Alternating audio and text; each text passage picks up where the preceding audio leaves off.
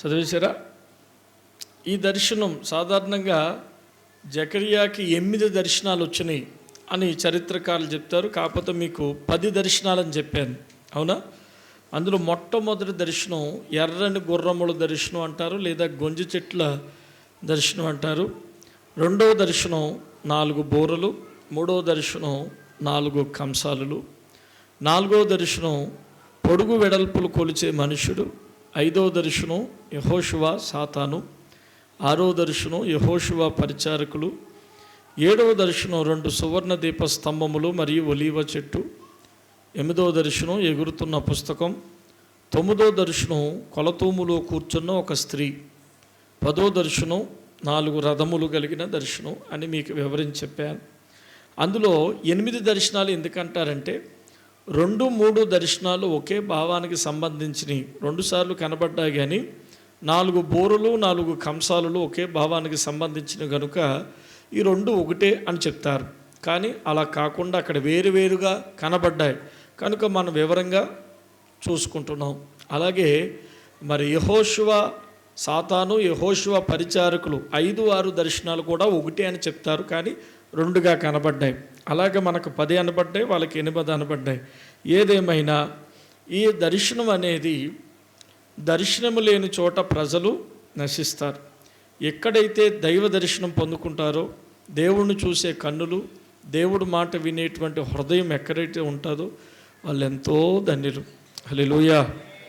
మన మనసు, మన కాన్సన్ట్రేషన్ అంతా కూడా దేవుడు నాతో మాట్లాడితే బాను, దేవుడు నన్ను దర్శిస్తే బాను, దేవుడు నా కన్నులకు కనబడితే బాను అనేటువంటి తాత్పర్యంతో ఉండాలి. హల్లెలూయా. సో మనం చదువుకున్నది జకర్యా గ్రంథం 1వ అధ్యాయం 7వ వచనంలో మనం చదువుకున్నది జకర్యాకు కలిగిన మొదటి దర్శనం. దీన్ని గొంజి చెట్ల దర్శనం అంటారు. ఈ దర్శనంలో ఏం కనబడుతుందంటే బాగా వినాలి. ఒక లోయ ఉంది, ఆ లోయలో గొంజి చెట్లు ఉన్నాయి. ఆ గొంజి చెట్ల మధ్యలో ఒక మనుష్య కుమారుడు ఉన్నాడు. ఆ మనుష్య కుమారుడు ఎర్రని గుర్రం మీద ఎక్కాడు. ఆ మనుష్య కుమారుడు వెనకాల తెల్లని గుర్రములు ఉన్నాయి, అలాగే చుక్కలు చుక్కలు కలిగిన గుర్రాలు ఉన్నాయి. ఆ గుర్రముల చేత గొంజి చెట్ల ప్రాంతం అంతా కూడా తిరిగి సంచారం చేసి యెరూషలేము నిమిత్తం 5 విషయాలు చెప్తాడు. అధికాశక్తి కలిగి ఉన్నానని, వాత్సల్యము కలిగి ఉన్నానని, భాగ్యముతో నింపుతానని, ఓదారుస్తానని, కోరుకుంటున్నానని ఈ 5 విషయాలు చెప్తాడు. హల్లెలూయా. సరే, ఈ దర్శన భావం ఏమిటో మీకు కాస్త వివరించనివ్వండి. బాగా వినండి. మీకు పోయిన వారం కాస్త వివరించాను. లోయ, లోయ అంటే ఒక అగాధం, చీకటి కలిగిన ప్రదేశం. లోయ అంటే ఒక అగాధము, చీకటి కలిగిన ప్రదేశం. లోయలో గొంజి చెట్లు ఉన్నాయి. లోయలు ఏమున్నాయండి? గొంజి చెట్లు ఉన్నాయి. గొంజి చెట్లు, ఈ చెట్లు అలంకార రూపముగా వాడతారు. ఉదాహరణకి పర్ణశాల కట్టేటప్పుడు గొంజి చెట్లు వాడతారు. అలాగే మందిరం యొక్క అలంకరించుట్లో కూడా గొంజి చెట్లు వాడతారు. పరిశుద్ధ గ్రంథంలో యెషయా గ్రంథం 60వ అధ్యాయము 13వ వచనంలో ఈ విషయాన్ని మనం గమనించవచ్చు. యెషయా గ్రంథము 60వ అధ్యాయము 13వ వచనం. పరిశుద్ధ అలంకారం అనగా దేవుడి మందిరాన్ని అలంకరించడానికే గొంజి చెట్లు వాడతారు అన్నాను. ఏదేమైనా చెట్టు అనే పదం మనిషికి సంబంధించినది. ఎందుకంటే దావీదు అంటాడంటే, నేను నా దేవుడి మందిరంలో పచ్చని ఒలీవ చెట్టు వలె ఉంటానంటాడు. దేవుడు మందిరంలో చెట్టుతో పోల్చుకున్నాడు. మనం అందరం ఎవరు అంటే వాక్య రూపంలో చెప్పాలంటే చెట్టులతో పోల్చారు. అలాగే దేవుడు కూడా చెప్పాడు, నీ భోజన బల్ల చుట్టూ నీ పిల్లలు పచ్చని ఒలీవ చెట్టు వలె ఉంటారంటాడు. సో విశ్వాసులను కానీ మనుషులను కానీ చాలా చోట్ల చెట్టుతో పోల్చడం. ఈ గొంజి చెట్లు ఎక్కడున్నాయంటే లోయలో ఉన్నాయి. లోయ అంటే అగాధం, లోయ అంటే అంధకారం, బాధ. మనుషులు ఎక్కడున్నారు? బాధల్లో ఉన్నారు. మనుషులు ఎక్కడున్నారు? కష్టాల్లో ఉన్నారు. మనుషులు ఎక్కడున్నారు? ఇబ్బందుల్లో ఉన్నారు. మన మధ్యలో ఒక ముస్లిం సోదరి గారు కూర్చున్నారు. ఆ సోదరి గారు పోయిన వారం మన మధ్యలోకి వచ్చారు. వచ్చి చాలా బాధపడ్డారు. చాలా బాధాకరమైన విషయాలు నాకు చెప్పారు. మరలా ఇంటికి వెళ్ళిన తర్వాత కూడా నాకు ఫోన్ చేసి వాళ్ళ కుటుంబం నిమిత్తం ఎంతో బాధపడుతూ ఉన్నారు. ఆమె కొరకు మీరు అందరూ ప్రార్థన చేయండి. మీ పేరేంటమ్మా? శక్తిపాటి. అంధకారంలో కూర్చున్న మనుషులు, బాధలు, హృదయం నిండా బాధలు. చర్చికి సాధారణంగా ఎందుకు వస్తాం మనం? చాలామంది 85% చర్చికి వచ్చేది ఎందుకంటే దేవుడు నా హృదయాన్ని తేలికపరుస్తాడేమో, నా కుటుంబాన్ని బాగు చేస్తాడేమో, నా ఇంటి పరిస్థితిని బాగు చేస్తాడేమో, నా బిడ్డల్ని బాగు చేస్తాడేమో, నాకు మంచి ఆరోగ్యం ఇస్తాడేమో, నాకు ఇల్లు ఇస్తాడేమో, లేదా అస్తవ్యస్తంగా ఉన్న నా కుటుంబాన్ని దేవుడు కడతాడేమో అనేటువంటి విశ్వాసంతో చర్చకు వస్తారు. హల్లెలూయా. సో దేవుడి మందిరంలో అనేకమైన జీవితాలు కూడా బాగు చేయబడ్డాయి. ఒకప్పుడు ఎలా ఉండే జీవితాలు ఇప్పుడు ఎలా ఉన్నాయి చూస్తేనే ఆశ్చర్యం. స్తోత్రం. ఏదో 2-3 వారాలు వచ్చేసి నాకు ఏం కలగలేదని చెప్పేసి వెళ్ళిపోతారు చాలామంది. 2-3 వారాలు వస్తారు, మందిరానికి వస్తారు, ఏదైనా అద్భుతం జరిగిపోయిందా అటు చూసి ఇటు చూసి మళ్ళీ వెనక్కి వెళ్ళిపోతారు. అట్లా కాదు. దేవుడి దగ్గరకు వచ్చినప్పుడు చాలా విశ్వాసముతో కూర్చోవాలి, ఓర్పు ఉండాలి. ఒక విత్తనం మనం భూమిలో వేసినప్పుడు అప్పటికప్పుడే ఫలించదు, అది కొద్ది రోజులు టైం పడుతుంది. దేవునికి స్తోత్రం చెప్దాం.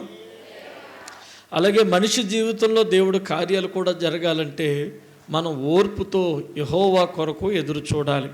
వాక్యం ఏం సెలవిస్తుందంటే, యెహోవా కొరకు ఎదురు చూచు వారికి వెలుగు కలుగుతుందంట. దేవునికి స్తోత్రం. యెహోవా కొరకు ఎదురు చూచు వారికి ఏం కలుగుతుందండి? వెలుగు కలుగుతుందంట. అలాగే దేవా దేవా దేవా తండ్రి నన్ను దర్శించు తండ్రి, నన్ను దర్శించు తండ్రి అని దేవుని కొరకు చూసినప్పుడు ఖచ్చితంగా మన జీవితాలు దేవుడు వెలుగుతో నింపుతాడు. ఆమేన్ చెప్పండి, ఆమేన్ చెప్పండి. సో గొంజి చెట్లు ఎక్కడున్నాయంటే లోయలో ఉన్నాయి. చాలామంది జీవితాలు కష్టాల్లో, భార్య మారలేదని, భర్త మారలేదని, యవనస్తులు మారలేదని, రోగాలని, ఉద్యోగాలు లేవని, అనారోగ్యాలని, రకరకాల లోయల్లో బతుకుతున్న గొంజి చెట్లు. అయితే ఇక్కడ చూపించిన దర్శనం ప్రకారం ఈ గొంజి చెట్ల మధ్య ఎవరున్నారు? మనుషుడున్నాడు. ఆ మనుషుడు ఎవరంటే నజరేయుడైన యేసుక్రీస్తు ప్రభుల వారు. హల్లెలూయా. గమనించండి, మనం ఎంత అంధకారంలో ఉన్నా, ఎంత బాధల్లో ఉన్నా మనకు భయం లేదు, మనకు భయం లేదు. ఎందుకంటే మన మధ్యలో యేసయ్య ఉన్నాడు. స్తోత్రం. గొంజి చెట్లు లోయలో ఉన్నాయి. చీకట్లో ఉన్న మనుషులు, చీకట్లో ఉన్న అంధకార కష్టాల్లో ఉన్న ప్రజలు, ఆ ప్రజల మధ్య ఎవరున్నారు? యేసు ప్రభు ఉన్నాడు. హల్లెలూయా. మీరు చెప్పండి, మన మధ్య ఎవరున్నారు? ఇక్కడ ఎవరున్నారు? నీ కన్నులు ఆయన చూస్తున్నాయా? యేసు ఎక్కడున్నాడు అని ఎదురు చూడాలి. దేవుడు అప్పుడు ఒక విషయం చెప్తాను బిడ్డలారా, ఎప్పుడు దేవుడు నిన్ను విడివాడు. ఏ క్షణంలో కూడా సైతానుడు నిన్ను రకరకాల ఇబ్బందులు పెట్టాలి, రకరకాల శోధనలో నెట్టాలి, నిన్ను రకరకాలుగా హింసించాలి, నశింపచేసి నువ్వు లేకుండా చేయాలని చూస్తుంది సైతానుడు. కానీ దేవుడు నీ పక్కనే ఉండి నిన్ను కాపాడుతూ వస్తాడు, నిన్ను రక్షిస్తూ వస్తాడు. గొంజి చెట్ల మధ్య యేసుప్రభు అలాగే ఉన్నాడు. అలాగే మనతో ఉన్నాడు. హాస్టల్లో ఉన్నారు నీ బిడ్డలు, నువ్వు ఎక్కడో ఉన్నావు, నీ బిడ్డ ఎక్కడో ఉంది. మరి హాస్టల్లో ఉన్న బిడ్డలు గబుక్కున కరెంటు వైరు ముట్టుకున్నా, ఇంకోటి చేసిన చాలామంది చూస్తున్నాం. చిన్న చిన్న విషయాలకి హాస్టల్లో ఉన్న బిడ్డలు ఉరేసుకుని చచ్చిపోతున్నారు, సూసైడ్ చేసుకుంటున్నారు. నీ బిడ్డలను కాపాడుతున్నాడంటే కారణం ఎవరు? మరి నువ్వేం చేయాలి? రోడ్ల మీద తిరగాలి. సండే అయితే డొమ్మాలు కొట్టి. కృతజ్ఞత లేని వారంటే దేవుడికి ఇష్టం ఉండదు. ఒక మనిషి ఆదివారం చర్చికి వస్తుందంటే అర్థం ఏమిటంటే, థ్యాంక్స్ ప్రభువా, నన్ను కాపాడు, నా బిడ్డను కాపాడు, థ్యాంక్స్. అది కృతజ్ఞత. ఆదివారం నాడు మందిరంకి రావాలనే విజ్ఞత లేకుండా, భయం లేకుండా ఉన్నారు చూసారా, వాళ్ళకి ఏం చెప్పలేం. వాళ్ళ కాపుదల ఉంటుందో లేదో చెప్పలేం. ఈ ఒక్కరోజు నేను మందిరంలో గడిపితే 6 రోజులు నా దేవుడు నన్ను కాపాడుతాడు నమ్మకం. అందుకే యెషయా గ్రంథంలో కూడా అన్నాడు, నీవు ఆదివారం నా మందిరంలో గడిపితే నేను నీకు దేవుడై ఉంటాను, దేశం యొక్క ఉన్నత స్థలముల మీద నేను నిన్ను ఎక్కిస్తా అన్నాడు. చప్పలు కొట్టి స్తోత్రం చేద్దాం. సో ఆ విధంగా ఇప్పుడు ఈ గొంజి చెట్ల మధ్య మనుష్య కుమారుడు ఉన్నట్టు నాతో దేవుడు ఉన్నాడు, నీతో దేవుడు ఉన్నాడు. మన మధ్యలో దేవుడు ఉన్నాడు, మనందరి మధ్యలో దేవుడు ఉన్నాడు. హల్లెలూయా, హల్లెలూయా. గొంజి చెట్ల మధ్య ఎవరున్నారు? యేసు ప్రభు ఉన్నాడు, మనతో ఉండే దేవుడు. ఈ గొంజి చెట్ల మధ్య ఉన్న మనుష్య కుమారుడితో పాటు 3 రంగుల గుర్రాలు ఉన్నాయి. మొదటిది ఎర్రని గుర్రం మీద ఆయన ఎక్కి నిలబడ్డాడు. రెండోది తెల్లని గుర్రం ఆయన వెనకాల ఉంది. మూడోది చుక్కలు కలిగిన గుర్రం. ఎన్ని గుర్రాలు ఉన్నాయి? 3, 4, 7, 12, 144. ఇవి సంపూర్ణ సంఖ్యలు. హల్లెలూయా. 3 తండ్రి కుమార పరిశుద్ధాత్మ త్రిత్వం. 4 సృష్టి యొక్క సంపూర్ణత్వం. 4 దిక్కులు, తూర్పు, పడమర, ఉత్తర, దక్షిణం. 4 సృష్టి యొక్క సంపూర్ణత్వం. 4 7 అంటే దేవుడు 7 రోజుల్లో సృష్టిని ముగించాడు. అది సంపూర్ణత. దేవుడు ఎప్పుడు కూడా దర్శనాలు చూసినా, మాట చెప్పినా ఈ లెక్క అనేది సంపూర్ణంగానే చేస్తాడు. యేసు ప్రభుతో పాటు, దేవుడితో పాటు 3 రకాల గుర్రాలు ఉన్నాయంటే అది దైవత్వం యొక్క సంపూర్ణతకు అర్థం. ఆమేన్, ఆమేన్. అర్థమవుతుంది అందరికీ? 3 అనే పదము దైవత్వం యొక్క సంపూర్ణత. మొట్టమొదట ఆయన ఎక్కిన గుర్రం ఎర్రని గుర్రం. ఎర్రని గుర్రం దేనికి సాదృశ్యం అంటే యేసుక్రీస్తు ప్రభులు వారు కార్చిన రక్తానికి సాదృశ్యం. యేసు ప్రభులు వారు ఎర్రని గుర్రం ఎక్కి మనుషులందరి మధ్య సంచారం చేస్తున్నారు. దాని అర్థం ఈ చీకటిలో, మరణఛాయిలో, వేదనలో, బాధలలో, పాపములలో, అసూయలో కొట్టుకుపోతున్న ప్రజలకి తన రక్తాన్నిచ్చి రక్షణకు కారకుడయ్యాడు యేసు ప్రభులు వారు. హల్లెలూయా. భూమి అందంతటా సంచరిస్తున్న ఈ గుర్రం ఏమిటంటే మానవులందరి కొరకు యేసు ప్రభు కార్చిన రక్తము. రక్షణ కొరకు యేసు ప్రభు కార్చిన రక్తము. ఇంకొక సూచన ఏమిటంటే ఎరుపు రంగు న్యాయాధిపతి అని అర్థం. హల్లెలూయా. ఆయన అందరిని రక్షించడానికి లోకానికి వచ్చాడు. నీ పాపం, నా పాపం, పాపములు తీసివేయడానికి శుద్ధీకరమైన రక్తాన్ని చిందించడానికి వచ్చాడు. ఎబ్రీ రాసిన పత్రికలో రాయబడుతుంది, రక్తము లేకుండా పాప క్షమాపణ, పాపము చేత మనుషుడెవ్వడూ నిత్య జీవానికి వెళ్ళలేడు. మనుషుడు చనిపోయిన తర్వాత పరలోక రాజ్యం వెళ్ళాలంటే ఖచ్చితంగా పాపముల నుండి విడుదల పొందాలి. నా పాపములు, నీ పాపములు పోవాలంటే గంగలో మునిగితే పోవు, నీరు నెత్తి మీద వేసుకుంటే పోవు, బట్టలు మార్చుకుంటే పోవు, మతాలు తీసుకుంటే పోవు, చొక్కాలు మార్చుకుంటే పోవు. యేసుక్రీస్తు మతము కాదు, ఇది మార్గం. ఇది హల్లెలూయా. ఎవరైనా పరలోక రాజ్యానికి రావాలనుకున్నట్లయితే యేసు రక్తము యందు విశ్వాసం ఉంచాలి. ఆయన నా రక్షకుడని, నా విమోచకుడని నమ్మి ఆయన నామంలో బాప్తీసం తీసుకోవాలి. బాప్తీసం తీసుకుంటేనే పరలోక రాజ్యానికి వస్తారు. తీతు రాసిన పత్రికలో ఈ విషయాన్ని విశదీకరించాడు. చూడండి, తీతు రాసిన పత్రిక 3వ అధ్యాయం 5వ వచనం.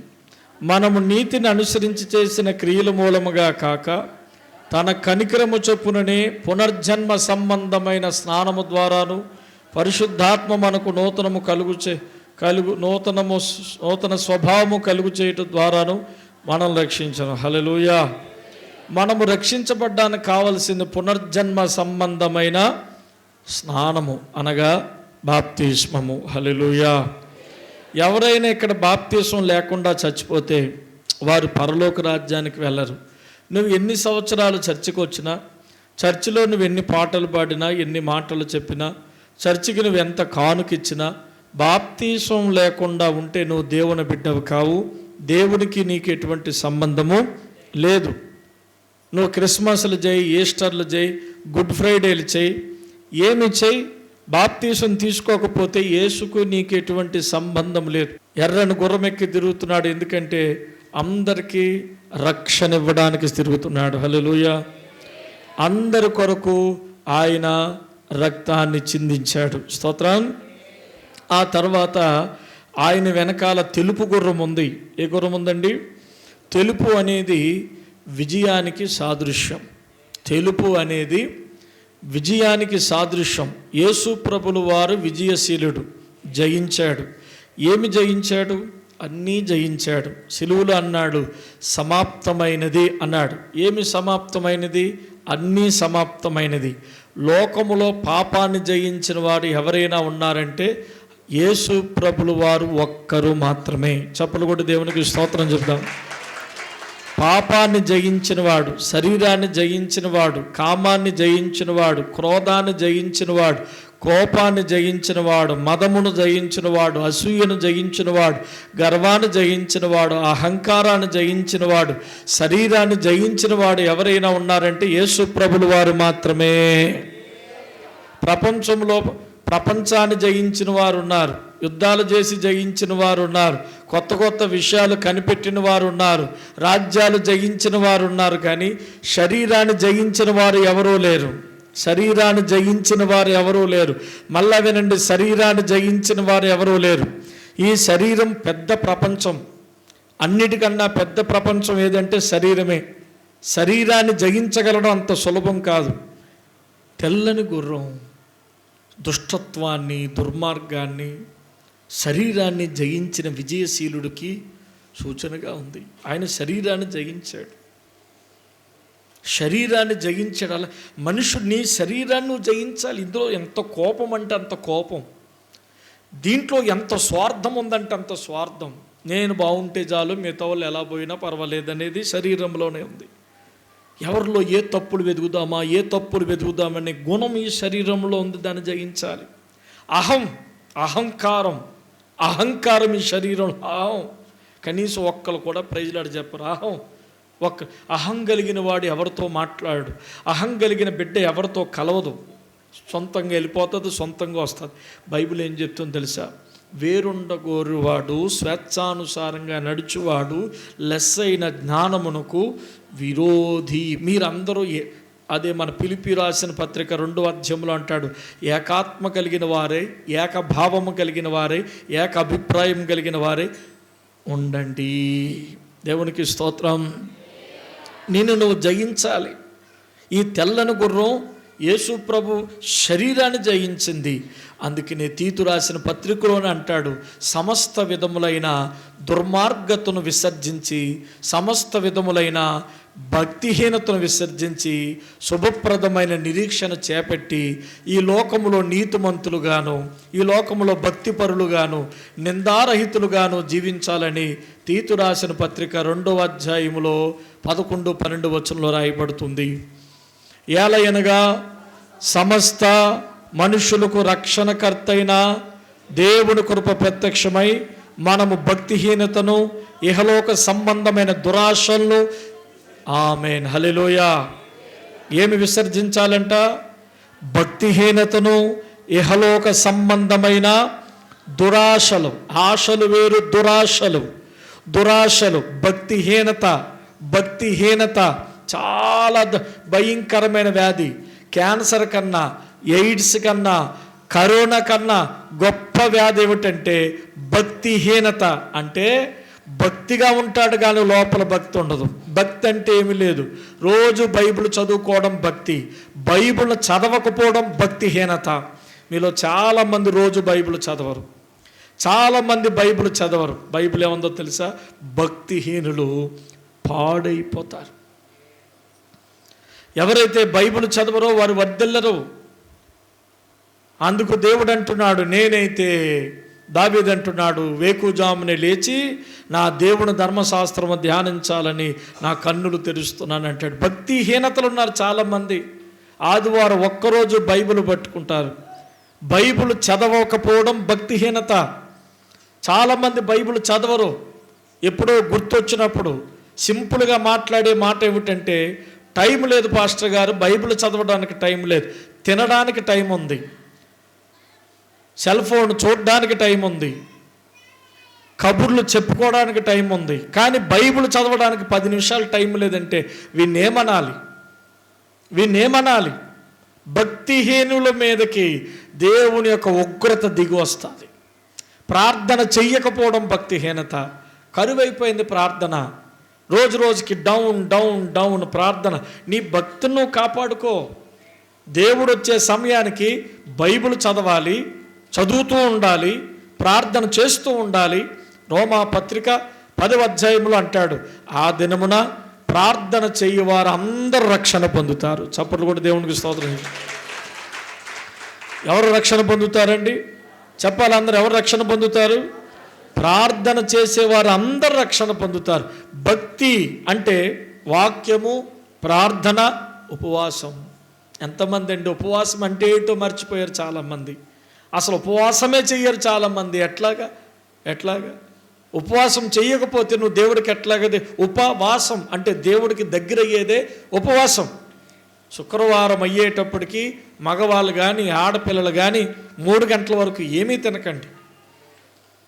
ఏదైనా మజ్జిగ తాగండి, పాలు తాగండి, ఏదైనా అంతకన్నా బలహీనమైతే జ్యూస్ తాగండి. శుక్రవారం 3 గంటల వరకు ఉపవాసం ఉండండి. ప్రతి ఒక్కరూ ఉండండి. మీకు అది మేలు చేస్తుంది కానీ కీడేమి. వింటున్నావా ప్రవీణ? ఉంటున్నావా ఉపవాసం? అది ఉండాలి. అలాగే ఆదివారం చర్చికి రావడం భక్తి. ఎంత పనున్నా సరే, ఎంత ఇబ్బంది ఉన్నా సరే సండే రోజుకు నువ్వు మందిరంలో ఉండాలి. ఇది భక్తి. అందుకంటాడు, మనము భక్తిహీనతను, యహలోక సంబంధమైన దురాశలను విసర్జించి మనకు నిరీక్షణ ఉంది. ఈ నిరీక్షణ పేరు ఏమిటంటే శుభప్రదమైన నిరీక్షణ. అనగా యేసు మహిమతో ప్రత్యక్షమవుతాడు. ఆ మహిమ కలిగిన ప్రత్యక్షత కొరకు, లేదా ఆ ప్రత్యక్షతలో ఉండే మహిమ కొరకు మనం ఎదురు చూచుచు ఈ లోకంలో మన స్వస్థ బుద్ధితోనూ నీతితోనూ, మళ్ళీ ఏమన్నాడు అక్కడ, భక్తితో బతకాలి. చప్పట్లు కొట్టి దేవునికి స్తోత్రం చెప్పాడు. ఎంత మంచి మాట చెప్పాడండి. ఈ లోకంలో ఎలా బతకాలి? స్వస్థ బుద్ధితోనూ నీతితోనూ భక్తితో బతకాలి. ఇదే తెల్లని గుర్రం అనుభవం. స్వస్థ బుద్ధి, మంచి బుద్ధి. నీ బుద్ధి బాగుంటే ఎక్కడ ఉన్నా నువ్వు రాజువే. నీ బుద్ధి బాగుంటే 10,000 మందులు ఉన్నా సరే నువ్వు తలెత్తుకునే బతుకుతావు. నీ బుద్ధి చెడిపోతే నువ్వు ఎక్కడికి వెళ్ళినా నీకు అన్ని అవమానాలే, నీకు అన్ని దెబ్బలే, నీకు అన్నీ కూడా ఇదే. బుద్ధి బాగుండాలి. ఏ బుద్ధి ఉండాలి? అది స్వస్థ బుద్ధి. ఏముండాలండి? స్వస్థ బుద్ధి. ఆ తర్వాత నీతితో బ్రతకాలి. నీతిగా బ్రతకడం అంటే దేవుడు చెప్పినట్టు బతకాలి, దేవుడు చిత్త ప్రకారంగా బతకాలి. ఆ తర్వాత భక్తిగా బతకాలి. ఇప్పుడు చెప్పాను చూసారా, ఇలా బతికితే ఇగో నీ తల వెంట్రుక కూడా రాలేదు. అంత ప్రొటెక్షన్ ఇస్తాడు దేవుడు, అంత కాపుదలు ఇస్తాడు, నీ పక్షాన పోరాడతాడు, యుద్ధం చేస్తాడు, నిన్ను కాపాడుతాడు, నిన్ను రక్షిస్తాడు, నీ తలను పైకెత్తుతాడు. నీ బ్రతుకులోనే ఉంది నీ ఆశీర్వాదం. బ్రతుకు చెడిపోయి దీవించు ప్రభువా, దీవించు ప్రభు అంటే మీరు జీవితాంతం చేతులెత్తినా మీ ప్రార్థన దేవుని దగ్గరికి వెళ్ళదు. ఎందుకనగా మీ పాపములు ఆయనకి మీకు అడ్డుగా ఉన్నాయి. నా మాటలు అర్థమైన గట్టిగా చెప్పండి, గట్టిగా చెప్పండి హల్లెలూయా. వస్త్రములు కాదు బిడ్డ, మన బ్రతుకులు తెల్లగా మారాలి. తెల్లటి గుర్రం, తెల్లటి జీవితం. ఆ తెల్లటి జీవితం కలిగిన వారు ఎవరంటే యేసు ప్రభువే. ఆయన పాదాల మీద పడి నేను ప్రాకులాడుతున్నాను ఏమిటంటే, నాకు కూడా జయం కావాలి, నా కన్నుల మీద జయం కావాలి, నా నాలుక మీద జయం కావాలి, నా హృదయం మీద జయం కావాలి. కన్నులు పాపము మానలేని కన్నులుగా ఉండకూడదు, నాలుక కంట్రోల్ తప్పిన నాలుకగా ఉండకూడదు. హృదయంలో వచ్చే ప్రతి తలంపును అడ్డుపడుతూ, హృదయపు తలంపులు ఎప్పుడూ నమ్మకండి. హృదయం ఎప్పుడు కూడా నిన్ను మోసం చేస్తూనే ఉంటుంది. వాక్యం విన్నవల అల్లు చెప్పండి. నా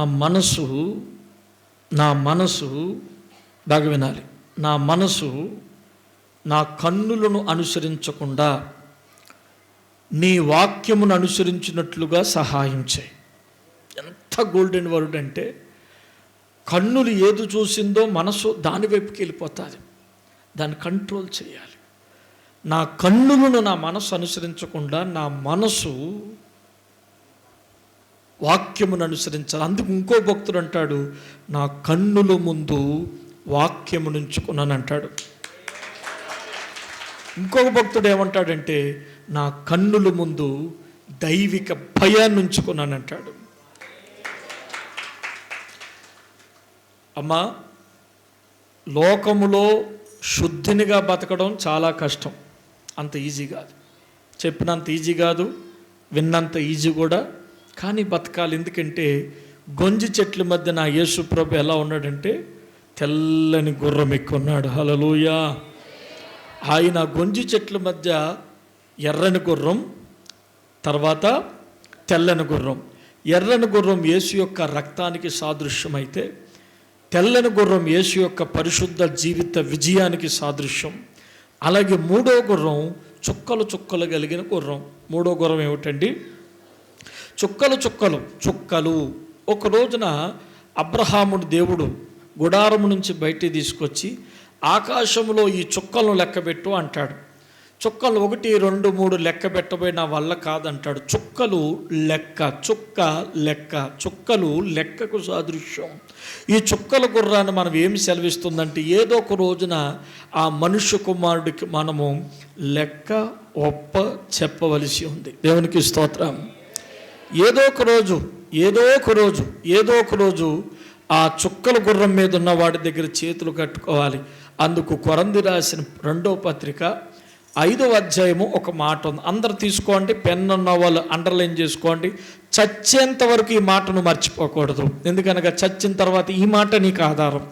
ఎందుకనగా తాను జరిగించిన క్రియల చొప్పున అవి మంచివైనా సరే చెడ్డవైనను సరే దేహముతో జరిగించిన వాటి ఫలములు ప్రతివాడును పొందినట్లు మనమందరమును క్రీస్తు న్యాయపీఠము ఎదుట ప్రత్యక్షము కావలెను. చప్పలు కొట్టి దేవునికి స్తోత్రం. ఇక నువ్వు మర్చిపోకూడదు. నువ్వు ఏ క్రియ చేస్తావో నాకు కాదు భయపడవలసింది, ఆ చుక్కల గుర్రం మీద ఎక్కిన దేవుడికి భయపడాలి. నువ్వు నన్ను మోసగించలేవు, దేవుణ్ణి మోసగిస్తున్నావు. నువ్వు దేహముతో జరిగించిన ప్రతి క్రియ, అది మంచిదైనా అది చెడ్డదైనా, దేహముతో జరిగించిన ప్రతి క్రియకు దేవుడి దగ్గర లెక్క చెప్పవలసిన క్రీస్తు న్యాయపీఠము ఎదుట. అది అసలు కదా. ఏ పీఠం అది? క్రీస్తు న్యాయపీఠము ఎదుట ప్రత్యక్షము కావలసి ఉన్నది. Praise the lord. హల్లెలూయా. కాబట్టి బిడ్డలారా, ఈ చుక్కల గుర్రం మనిషి అందరికీ చెప్పేది ఏమిటంటే తీర్పు ఉంది. ప్రతి మానవుడు చేతులు కట్టుకోవాలి. ఇప్పుడు ఎలా బతికినా బతికేస్తారు, ఎలాగైనా నాకేంటి నన్నేంటి అడిగేదని మీరు జీవిస్తున్నారు. కానీ నాకు తీర్పు ఉంది, మీకు తీర్పు ఉంది. నేను నిలబడాలి, మీరు నిలబడాలి, అందరూ నిలబడాలి. కనుక నీ జీవితాన్ని నువ్వే జాగ్రత్తగా కాపాడుకోవాలి, నా జీవితాన్ని నేనే జాగ్రత్తగా కాపాడుకోవాలి. హల్లు చెప్దాం. ఇలాగా జకర్యాకి దర్శనాలు కలిగినాయి. మొదటి దర్శనంలో ఈ గొంజి చెట్లు 3 గుర్రాలు దర్శనం కలిగిన తర్వాత ఈ దర్శనం మీద నిలబడుతున్న ఈయన జకర్యాతో మాట్లాడుతున్న మాట ఏమని మాట్లాడుతున్నాడంటే, ఈ జకర్యాకి యెరూషలేము కోసం 5 విషయాలు రాశాడు. ఏమని రాశాడంటే, నువ్వు ప్రకటన చెయ్యాలి, ఈ విషయాలన్నీ నువ్వు ప్రకటన చెయ్యాలి. మొదటిది అధికాశక్తి కలిగి ఉన్నాను అంటాడు. రెండోది వాత్సల్యము కలిగి ఉన్నాను అంటే ప్రేమ. మూడోది యెరూషలేమును భాగ్యముతో నింపుతాను అంటాడు. నాలుగోది ఓదారుస్తాను అంటాడు. ఐదోది ఎందుకంటే నేను యెరూషలేమును కోరుకున్నా అంటాడు. దేవుడి మాటలు దీవించునుగాక.